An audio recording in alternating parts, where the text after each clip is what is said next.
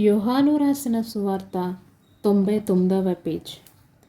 పిలాతు తిరిగి అధికారి మందిరములో ప్రవేశించి యేసును పిలిపించి, యూదుల రాజు నీవేనా అని ఆయనను అడుగగా, యేసు, నీ అంతట నీవే ఈ మాట అనుచున్నావా, లేక ఇతరులు నీతో నన్ను గూర్చి ఈ మాట చెప్పితిరా అని అడిగెను.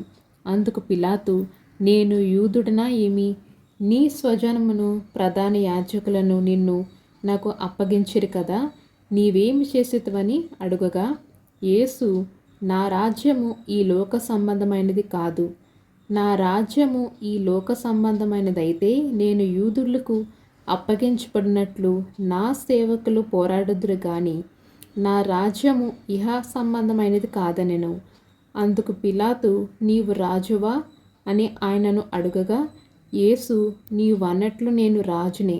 సత్యమును గూర్చి సాక్ష్యమిచ్చుటకు నేను పుట్టితిని.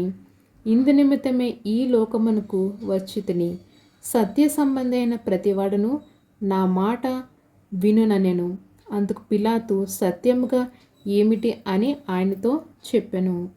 ఆమేన్.